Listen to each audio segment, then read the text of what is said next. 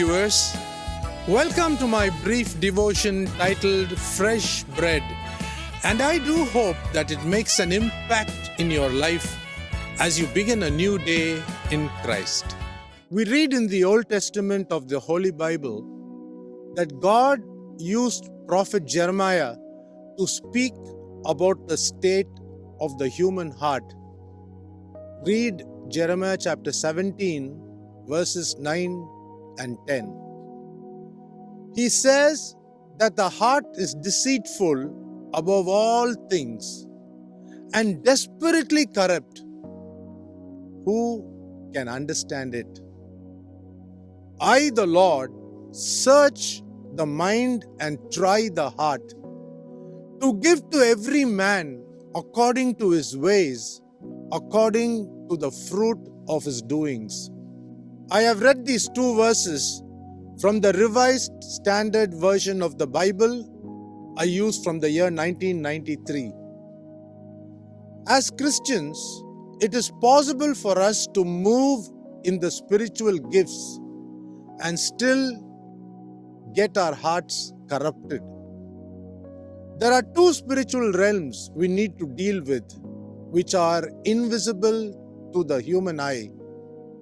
One is the realm of the devil and his minions, and the other is the realm of God, which is also called the realm of grace.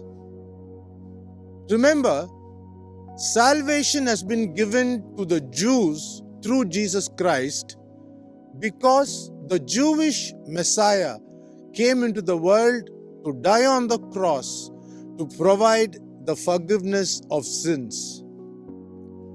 But for Gentiles like us, we had to be grafted to the Jewish olive tree so that the rich, oily roots of the good olive tree will flow into the Gentile wild olive shoot. Check it out in Romans 11. When we talk about the devilish realm, we must understand that as humans, we can suffer from selective deafness and selective blindness, since the realm of grace makes us accountable to our God one day.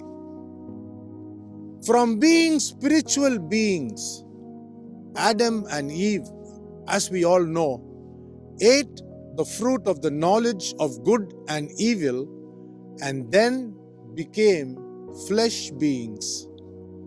When we live as flesh beings, we must acknowledge that sin is pinned to our flesh. Let me give you an example. How do we get the word adamant? It is from our forefather Adam. Now moving to grace. Grace gives us the right answer because we know the guide or the teacher, the Spirit of grace. Adam, before eating the fruit given by Eve, which was given to her by the serpent spirit earlier, had the knowledge of God because he could always commune and hear from God. After eating the fruit of the knowledge of good and evil, Adam became a helpless man. That is, a natural man and not a spiritual man. When we abide in Christ Jesus in faith, we can always draw knowledge from the riches available in and through Him. We all know that according to 1 Corinthians chapter 15, 20 to 23, that the first fruit is our Lord Jesus Christ. The roots of the olive tree, which is below the ground, hidden from our eyes, is the Word of God, and in other words, our Lord and Savior, Jesus Christ, who came in the flesh. Read the Gospel of John, chapter 1, verse 14.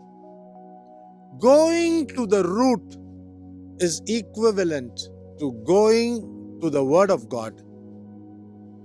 Fruit is born when we abide in Christ, the true vine.